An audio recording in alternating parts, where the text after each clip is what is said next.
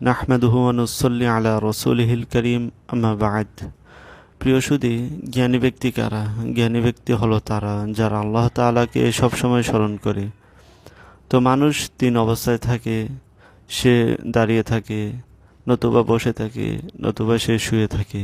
তো এই তিন অবস্থার মধ্যে যারা আল্লাহ তাআলাকে স্মরণ করে তারাই হলো জ্ঞানী ব্যক্তি। আল্লাহ তাআলা তাদেরকেই ভালোবাসেন।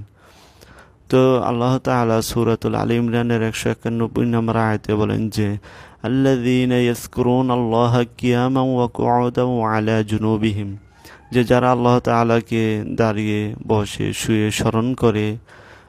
ওয়া ইয়াতাফাক্কারুনা ফি খালকিস সামাওয়াতি ওয়াল আরদ, এবং আল্লাহ তাআলার সৃষ্টি আসমান এবং জমিন নিয়ে চিন্তা ভাবনা করে।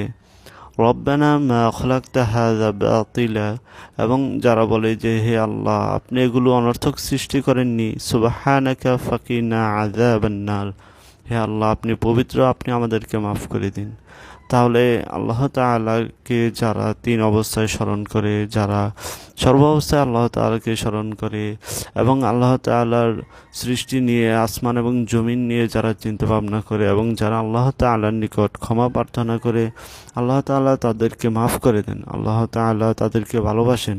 তাহলে আমরা দাঁড়িয়ে, বসে, শুয়ে, যে কোনো অবস্থায় আমরা থাকি না কেন, আমরা আল্লাহ তাআলাকে স্মরণ করব এবং আল্লাহ তাআলার সৃষ্টি নিয়ে আমরা চিন্তা ভাবনা করব। আল্লাহ তাআলাকে নিয়ে চিন্তা ভাবনা করব না, বরং আল্লাহ তাআলার সৃষ্টিকে নিয়ে চিন্তা ভাবনা করব এবং আল্লাহ তাআলার নিকট বেশি বেশি ক্ষমা প্রার্থনা করব।